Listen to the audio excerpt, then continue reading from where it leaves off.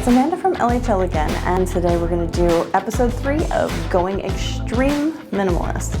So I asked the group, not my group, but a group online of people trying to go to extreme minimalism, what areas I should look into doing further.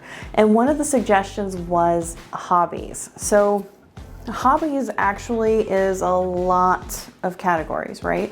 So I'm not going to take all of them on in one day. That would make this the next biggest, longest episode, and I want to cut back from an hour and a half. That one was a little long, right? So what we're going to do is subsection each of those. And the idea of tackling hobbies made me nervous. I've done it before in different segments, and I've gotten rid of entire categories as a whole. But I wanted to sit down and think about what are my hobbies that not necessarily what I'm doing, but what hobbies do I have things for? Okay, we relocated temporarily while the robot's in the other room. It will come here shortly. So, in the meantime, let me read off the list of hobbies that I came up with that I know just from sitting away from my stuff, the hobbies that I know I have supplies for. So here goes: musical instruments, working out and sports equipment, art supplies, reading, watching TV, playing games, houseplants, electronics, skill building and learning items, journaling and planning, digital content creation, coins, and cooking. This is tricky because there's a video that you can't search for because it has a word that YouTube is blocking, and I can't say it in here or I'll get blocked too. But there was a good video I watched by Healthy Gamer GG on YouTube, and it was talking about sort of like how to build confidence, I think. This was like a subsection of a subsection of a subsection. So it's not even related to that blocked content. But one of the things he said was you have diminishing rewards from tackling one of multiple goals. If you only have one goal and you accomplish that goal, you feel much better about yourself than if you had 4 goals and you accomplished 1 goal. It's a diminished return for having more goals at one time. And so I was thinking about this in the context of hobbies, that I know a lot of these I haven't touched. I think I read out electronics, right? I have a kit of electronics and programming and stuff like that. I wanted to make a living garden wall. Well, this is capacity-wise so beyond me that I opted to get rid of all the garden wall supplies, but I still have all of the electronics. So these are the things that I want to tackle, and I want to keep this in mind of simplifying the hobbies and things that are on my to-do list. And one of the things that came to mind that I hadn't even thought about was houseplants. A lot of people have houseplants. I have had houseplants since I was like 12, I think. I got my first spider plant. And I think my mom wanted to get rid of the snake plant. So the snake plant that I still have was a gift when I was a baby to, I guess, my mother, because a baby's not going to take care of a plant, like, duh. So it's now mine. It is as old as me, if not older, right? Because it was there when I was born. And it's huge now. So that's what we're going to do today.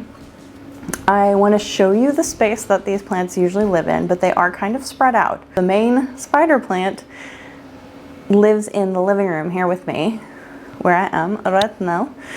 And then 2 little, what do we call them? Saplings? They're not trees. Propagations. And hell, it's more than 2 now. 3? 4. I think 4 total propagations are in the kitchen usually, because otherwise the water dries up and I don't even see them. And then all the rest of them live in the office because it gets the best light year round. So this room actually only gets good light in the winter because the tree doesn't have any leaves on it.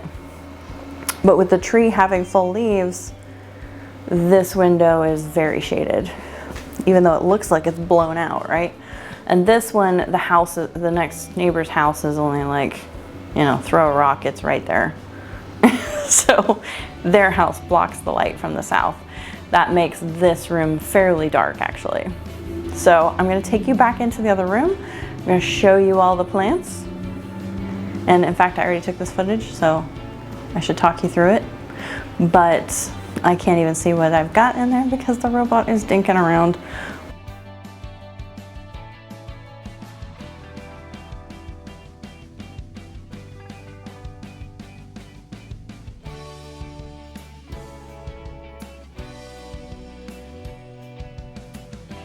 Okay, so today we're literally just gonna deal with plants, and these are all of my living plants that I have to take care of.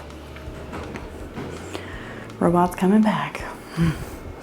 So I've gained a bunch of these plants across a lot of time. Only this one, and this one, and that one actually came to me somewhat recently. This is actually babies of this one, so is this. So it's all one plant. And it's maybe about time to put them all back together again. But I almost need a deeper pot because the actual pot is only like up to here on the basket. That makes it like this deep, I think. So it's super floppy. I don't have any control over it. It's done this to me once before and I had to kind of wrap a ribbon to band all of the arms up. So its baby is much sturdier, much happier, which is a little annoying. Even the one that's potted in water is fine. But for some reason, the main plant was like, too much water, and it buckled on itself. It's horrible. So here's two more little babies too, in the propagation pool over here. And so, yeah, this has actually gotten to be an annoying amount of plants, in my opinion. And so, I like plants. I think they add a lot of greenery to spaces, but I know that fake plants have almost the same effect as real plants do to people and their comfort and calmness. And so it's worth considering. Maybe in some places I just have some fake plants. Now getting high quality fake plants is difficult, to be fair, but let's just talk about the plants. So I don't think you can see, nope. Okay, I have this little succulent too. He's doing okay, but he is easy to forget about. And he's not really supposed to be growing this leggy. So he's getting leggy because I forget about him, and he's really not in his soil. He's still got this like wrapping around the original plant, and I guess that's probably the issue. I need to break that open.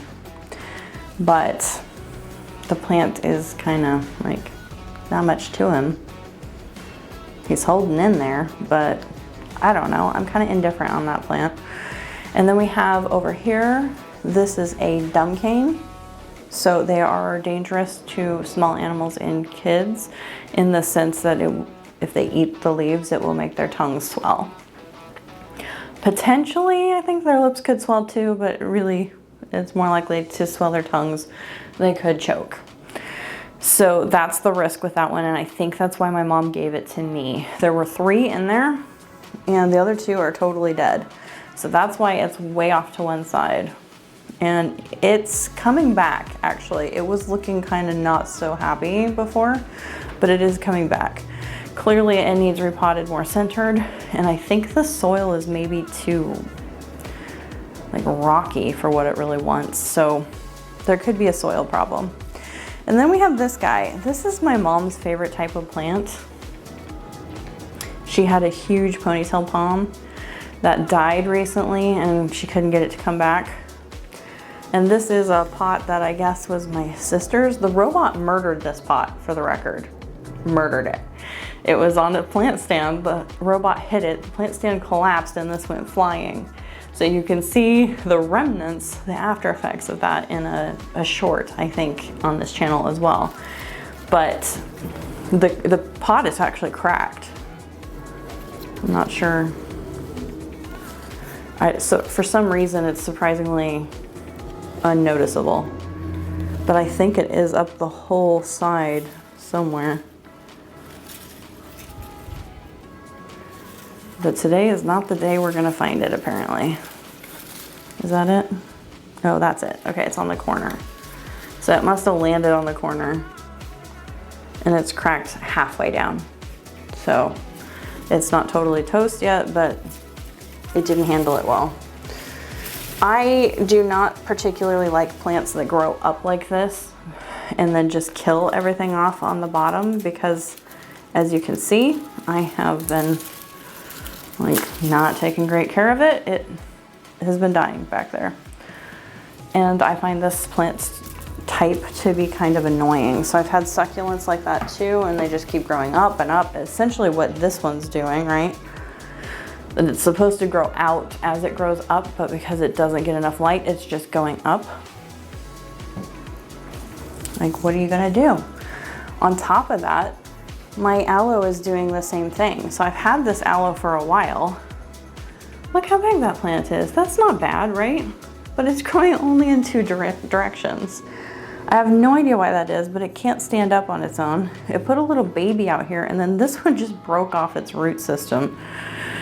I just discovered that today. It hasn't killed the plant off yet, but the aloe frustrates me because I'm constantly like trying to tip it over. It feels like it's gonna snap off at the roots at any minute. I honestly don't know what I'm supposed to do with it. It's fairly healthy. The littler one is a little easier to manage. That bigger one, it's like, why is it growing in two directions? I don't get it. So it does frustrate me. The dumb cane, like once it's stable and I remember it, dumb canes are easy. Obviously I didn't get the light distributed well, that it's facing one direction, right? We can all see it's looking that way. So I didn't turn it soon enough or get it close enough to the window over here. But almost everything's living over there because that's my best light, is right here. I get some light through that one, but it's a north window, so it's a little less. Okay, so I think we're gonna get rid of the Ponytail Palm. I'll offer it back to my mom. If she wants it, she can have it. If not, I'm probably selling it. And she might just want the pot back. The pot is broken though, so I don't know what she's gonna think about that, but we're just gonna have to cross that bridge. Okay, oh, sorry, trying to deal with this plant without bruising the leaves. It's too long for a table. It might be time to try to like create another branch, but let's go into spider plants. So spider plants, these are all came off of my mom's huge mix of spider plants. She has both types of variegated leaves. So like this is the light on the outside, dark on the inside. These are the opposite, the dark on the outside, light on the inside. And then she has a solid green one, but the solid green one doesn't put out babies very often. So I gave a friend of mine a bunch of these babies, and because she lives in a basement apartment, they died pretty quick. It's hard to establish them as plants. You know, I lost half in this litter, if you will. And then we still need to pick away quite a few dead leaves out of here. But there's almost nothing worth saving on this one, so I could just offer them to other people to take if they want them. Normally I would give them like the rooted in water ones, but, and then these two or three, it looks like there's at least 3 here that stand a good shot of making it. So they're adolescents that I can then go ahead and pass to my friend and see if she can keep them alive at that stage.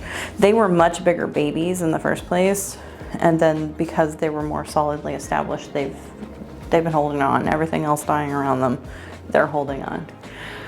So I think that's a good option, to just go ahead and get rid of the spider plants, because honestly they need watering more regularly than I am used to. I think the robot's coming back.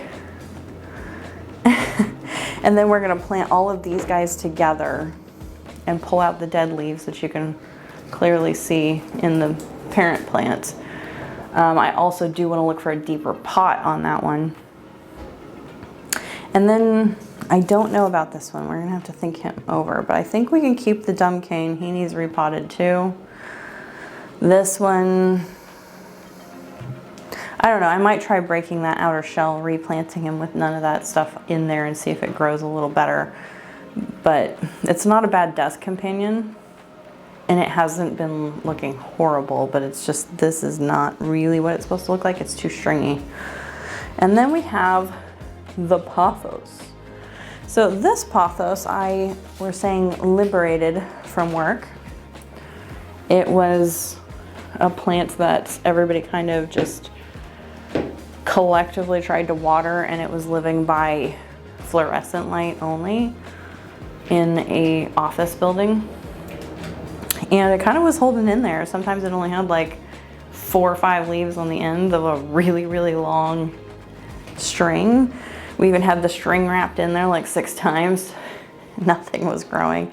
It didn't stand much of a chance without a little more like nutrients and like new soil, water, all of that. And so I brought it home to do that. And then I lost that job while I was home, while it was still, you know, rebuilding. So I did mess up recently and miss a watering. I say a watering, I mean, it would have been like probably going a month without water, would be my guess. And the plant is still recovering from that. So clearly I literally just watered it, and we're gonna have to do it again. But I think the next batch, we're gonna put some more fertilizer in there. The leaves used to have a little more variegation, and we've lost some of that, which I think suggests that it's not getting as good a light anymore. I used to find this plant incredibly annoying, I gotta say, but it has grown on me, and I kind of want to keep it. I like the dangly plant. I wish it would get fuller here, and we were close, and then I killed off all those babies by not watering it, so it's on me. But yeah, it's dried again. It's kind of wild. Maybe I didn't water today though. And if I didn't water today, it's still kind of moist in there. So, okay, we'll get over ourselves on that one. Here is my Oscar, who I love dearly, but I can't quite figure out how to make him happy. So this plant is some kind of succulent. It was listed as, I don't know, like variation plant. Like you could buy a pot and it might be any plant. So they didn't name it, but it is a succulent. It grows very thick. Right now, everything's kind of weak. It likes to grow through screens. It would like try to climb up my screen. One time I had to rip quite a few out just to separate it from the screen.